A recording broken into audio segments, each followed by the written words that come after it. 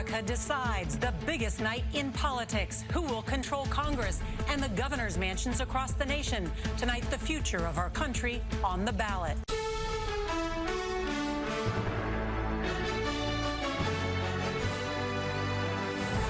This is the CBS Overnight News. Reporting tonight from CBS News Election Headquarters in Times Square. Congratulations to Governor Brian Kemp. I can't tell you how honored I am to be your governor. And we needed another stark reminder that we have incompetent people running the show in Arizona. Tonight, I humbly stand before you as your governor-elect, knowing that you met this moment.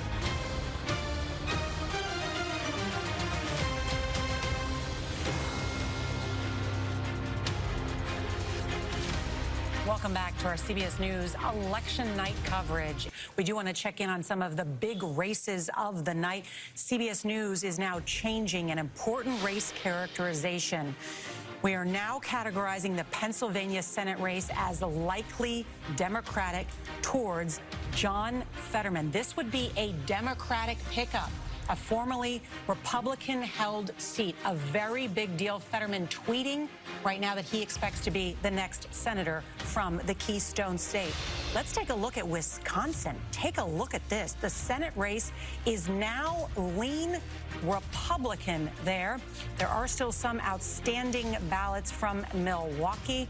Getting interesting and conflicting information on that race.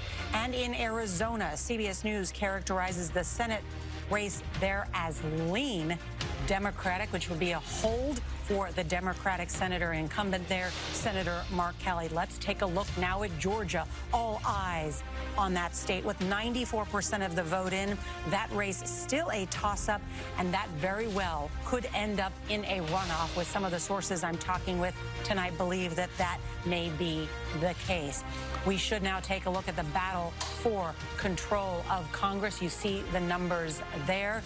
Dead even right now, still a number of these races outstanding. I want to go now to Robert Costa, our chief election and campaign correspondent. You're from Pennsylvania. You spent a lot of time there with both campaigns. What are you hearing? It was just a few months ago I drove to Pennsylvania in the morning to conduct a breakfast interview with John Fetterman. He never showed up. It was that morning he had a stroke. Sat down with him a few days ago, and he said he did that debate with Mehmet Oz because he wanted to show Pennsylvania voters that he's absolutely fit to serve, his quote. And so he endured what many people thought was an uncomfortable debate for him. He had to use closed captioning during the debate and during our recent interview for CBS News. But as our data shows, it looks like he's in a strong position right now to potentially win this Senate race. He's claiming he will be the next Pennsylvania senator on Twitter tonight. We should talk about Nevada because that is such an important state. Democrats consider Senator Cortez Masto their most vulnerable Democrat. Major Garrett. That's exactly right. It's not an insult. Democrats did look at this race and feel that Catherine Cortez Masto was the most vulnerable of the incumbents trying to hold on to a Democratic seat. Now, for our eagle-eyed viewers and those who are watching the bar go by and watching the CBSNews.com website tracking votes coming in, they might have been alarmed maybe 30 minutes ago to see Nevada voted 1% and then, boom, instantly jumped to 44%. My colleague David Becker will explain why that was in a minute, but here's where we have the race as a toss-up. We have a little bit of results in from Reno, Carson City, a little bit coming in from Las Vegas, but this race is clearly a toss-up, 44%. There's more coming in, but why did it go instantaneously from 1% to 44%? There's nothing askew there. Nothing is going wrong. Let's go to Caitlin Hewing-Burns, our CBS News political correspondent. She is at an empty ballroom. And Caitlin, what's happening there? Hi, good evening, Nora. Well, as you can see, this ballroom behind me is very empty indeed. Not the kind of atmosphere you would expect from Republicans who think that they would be encountering a wave election. It is midnight here, and the ballroom has been pretty empty the whole entire night. Republicans were expecting to pick up a lot of seats. This was expected to be an event to really celebrate McCarthy as a potential speaker and the House gains, but that is not the case. Instead, going into tonight, here I was talking to the RNC chair, and she said, look at those Virginia races as a bellwether. Well, since then, that race for Abigail Spanberger has been called. That was one Republicans were hoping to flip. That is now, she has won that race, and some of these others, like the one in Rhode Island that we were following as well, has not panned out in their favor. So a quiet night here, not a lot of Republicans being very talkative right now as these results come in. And some interesting results from the state of Arizona that may surprise you. CBS News is changing its characterization in the battleground of Arizona in the Senate race. The CBS News race rating is now lean Democratic for Senator Mark Kelly, the former astronaut there. And in that closely watched Arizona gubernatorial race between Republican Kari Lake and Secretary of State Katie Hobbs, the race now leans Democratic. This has been so neck and neck, Nora, throughout this whole campaign. And Kari Lake, a former Fox local news anchor, a star on the campaign trail that has garnered so much national attention. I do want to go first to Chris Van Cleve, who's there in Scottsdale, Arizona. Chris, quite a development tonight. Well, Nora and Kari Lake is just taking the stage here at the Republican Watch Party.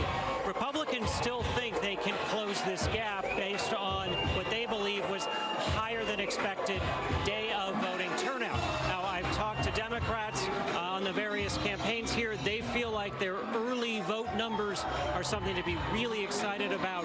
So you're hearing a lot of confidence from Democrats, Republicans saying it's going to be a long night. What's been interesting here is several of the speakers that have come onto this stage here at the GOP Watch Party have already started brandishing conspiracy theories about the election issues here in Maricopa County, using words like rigged and criminal. We need to be clear that there's no evidence that anyone was unable to vote today in Maricopa County despite the technical issues. Kari Lake has just started her address. We're going to listen in to see what she says about the race, but so far Republicans here are stressing patience as there's a lot of votes yet to count. You're watching CBS News, America Decides.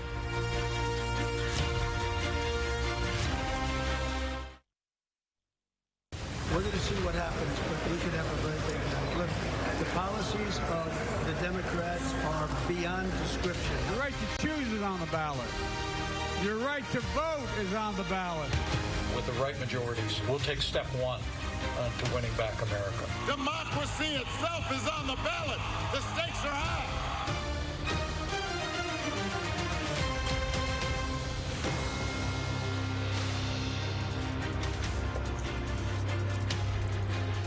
And welcome back to our CBS News Election Night headquarters here in New York. Let's go back to Major Garrett and Anthony Salvanto for something you'll see only on CBS News. So, Nora, we've heard on social media all about influencers. I've not read one of them, but I've read books about it, you know. There are influencers in politics, too, and CBS has drilled down on our polling data to find out the 4 most important influential groups in this midterm election. Anthony, who are they and what do they care about? And we define this by the way people define themselves and see politics, starting with those pressured parents you were just talking about. They told us during the pandemic that negatively impacted their kids, and then inflation hit their finances, and that caused stress. The Trump true believers, these are folks who consider themselves not only Republicans, but MAGA Republicans. Loyalty to the former president is important, but also election denialism. They insisted on that in their nominees. That's been the center of the gravity in the Republican Party so far. The Restoring Roe voters, these are women who've been motivated to vote, usually Democratic, by opposition to the overturn of Roe v. Wade. The key for them tonight is, how many are there? Can Democrats turn them out in large enough numbers to maybe save their House chances? And then finally, the young and restless. The big mystery here is, will young people show up? They could be determinative if they do, but so far, Major, the exit polls show they're not. And one of the theories that the young and restless have is that older generations had it easier in America than they do, and that might motivate them to show up. Those are the 4 influencers, Noah. We'll be watching them all night. Yeah, pivotal to break it down in that way. And the reason we did that is because we don't want to say that people just fall into natural categories of Republican or Democrat or independent. It's more complex. And what's also more complex is that you have the Restoring Roe voters. Within that is a number of people who are actually anti-abortion rights. Right. So, for example, the Trump true believers, I think it's 97% of them are supporting President Trump. 81% of the Restoring Roe voters are supporting the Democrats. So it's messy. The same is true with pressured parents. They favor the Republicans over the Democrats, but there are a pretty sizable number of the Democrats who wanted parental leave, who wanted child care and elder care that were in the Build Back Better legislation that never got anywhere for President Biden. What about that the Democratic Party thought that so much had changed after the Dobbs decision that it would send their voters to the polls in droves? It did in a state like Kansas, but it didn't last until November. It didn't. I mean, we saw it in a special election in Kansas. We saw it with the referendum there. We saw it in a congressional race in New York over the summer. That's what gave them so much hope. The problem for Democrats, the problem is by Labor Day or so, with the economic numbers still staggering the way they were, it suddenly started to plummet. In our polling and in others, abortion had been a top concern, slipped back as maybe issue 2, 3, or 4.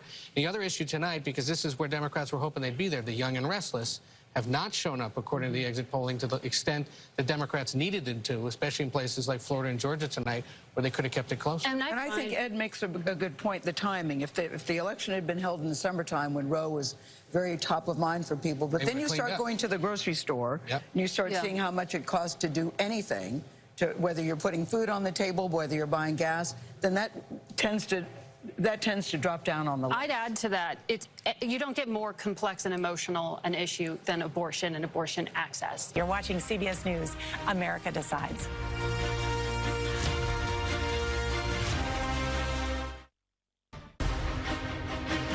We talked earlier this evening about these influencers in the electorate for this midterm election, and we identified pressured parents. We said they would be important. Anthony Salvanto can now explain new data that we've just uncovered to explain how important and why. So we have CBS News exclusive polling of voters, including voters we talked to today. How did you vote? What was the motivation behind your vote? And I want to focus in on the pressured parents because they're so important. We talked about them. Their kids were stressed by the COVID pandemic. Now they're stressed by inflation. Well, look at this, Major. Not only that, but they have school-age children. They think Joe Biden could be doing more. Their key issues were the economy. I can report right now that pressured parents started out as 13% of the electorate before this election. Based on our estimates. Based on our estimates. But tonight, they're at 19% of the electorate, so they have even more influence than we originally thought. And here's the key. Here's the key.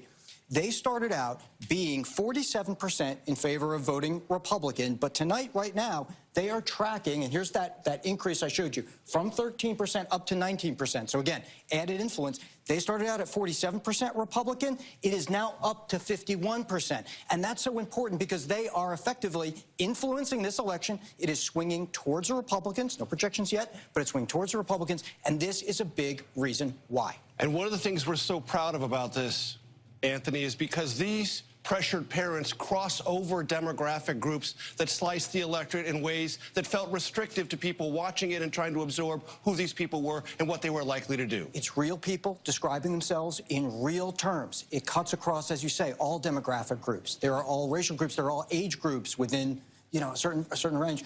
That is so important here. Nora, we told you they were influential. About 45 minutes ago, they're even more influential than we knew when we first described them to, because they're a larger percentage and they're breaking in a discernible way, which might influence trend lines throughout the night. That's incredibly interesting to hear. And Margaret Brennan, you and I have talked about this. These are parents who are just fed up. This is actually the first election that is post-pandemic, post-January 6th. Post-Roe. Post-Roe, right. And so there's a lot at stake where people are feeling uneasy, out of control, as the polls have shown. Out of control. And they have good reason to feel that way, looking at the mental health crisis, the formula crisis, the COVID crisis. Pediatric hospitalizations right now are at this incredible level up and down many cities in the United States. I'm looking at stats on education. 44% of public schools in this country have full or part-time vacancies, according to the Education Department. They don't have teachers. They don't have bus drivers. They don't have people in their everyday life that they need to encounter to help parent their children. National average test score declines in math for 4th and 8th graders, largest ever recorded. people feel out of control. They can measure it, and they have been through it, and they are exhausted. Right. I want to bring in Scott McFarland, who covers Congress for us, for an issue we've not touched on tonight because you're over at the Democracy Desk. We have been at CBS News airing elections since the 1940s, but this is the first time we've put a Democracy Desk for these important issues. Scott? The question is, does everything you just discussed transcend the issue of democracy? President Biden and many Democrats have said democracy is on the ballot tonight. There isn't just a stream or a trickle. There's a tidal wave of election-denying candidates on the ballot, 308 in the federal or statewide races, including a majority of those running for the U.S. House for Republicans. What do we mean by election denialism? Candidates that meet one of any of these 6 criteria, including those who've sowed seeds of doubt about the 2020 election, those who've questioned the legitimacy of President Biden's election. And they're not just in some states. They're in 48 states across the country at the statewide or federal level. They're doing well so far, the election denialism candidates. It's an indication that democracy as an issue, Nora, is just not resonating more than those issues you just described. Scott McFarland. What does that mean, Scott, for just a second? Because, you know, the Democrats hit the democracy issue very hard, but it doesn't seem to resonate, as you said, with voters, because they're thinking, when you look at what they care about, it's the prices, it's crime, it's the economy. Democracy is not on the list. Republicans also said that democracy matters to people. Why is that not resonating? Don't we all want a democracy? There are so many voters who are worried about what's right in front of them at this moment versus this long-term aspiration for all Americans that democracy stay intact. I'll tell you, though, if this election were being held January 7th, 2021, might it have landed more powerfully with America, which saw that horrific, unique American moment. Scott McFarland. All right, you're watching CBS News. America Decides.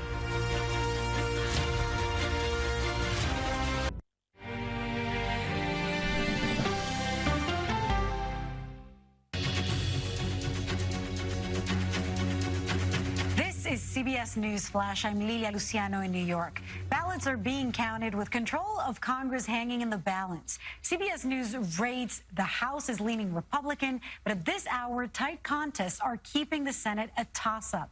But Democrats did score a big victory in Pennsylvania. John Fetterman spoke to supporters in Pittsburgh after defeating Republican Dr. Mehmet Oz in a bruising battle. At the White House, President Biden made congratulatory calls to Democrats. The administration saying the red wave predicted by Republicans had not materialized. While in Florida, former President Donald Trump watched results at Mar-a-Lago. He later claimed on social media that Republicans had, quote, a great evening. Download the CBS News app on your cell phone or connected TV. I'm Lilia Luciano, CBS News, New York.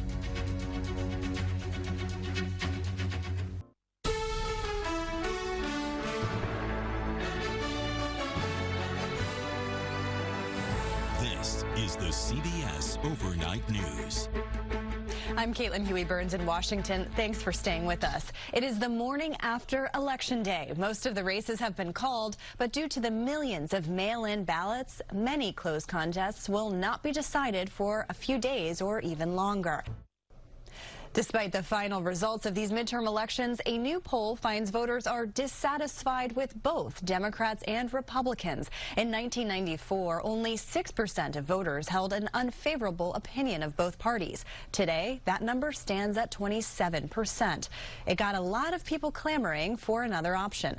Brooke Silva Braga reports on the upstart Forward Party. 2 is Austin. What does it look like to start a new political party? That one seat could be critical. That one seat could be critical. Christie Todd Whitman, the former Republican governor of New Jersey, and Andrew Yang, the one-time Democratic candidate for president, are finding out. There are other parties out there. There's a Green Party, there's a Libertarian Party, but I think what you're attempting is different or bigger than that. When was the last time someone in America accomplished what you're attempting? Well, nobody really has. Well, I guess you could say the Republican Party. That's how it started, as a third party. We're talking 1860. Right, exactly. It was a while ago. Ever since, Republicans and Democrats have controlled America's government.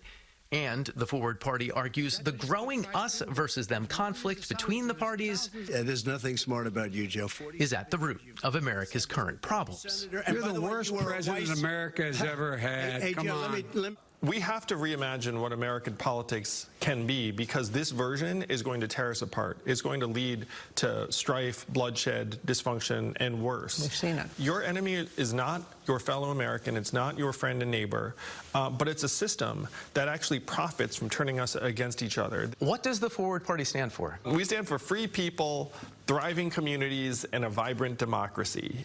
And we'll have a platform, but it's not going to be the kind of platform that people are used to seeing.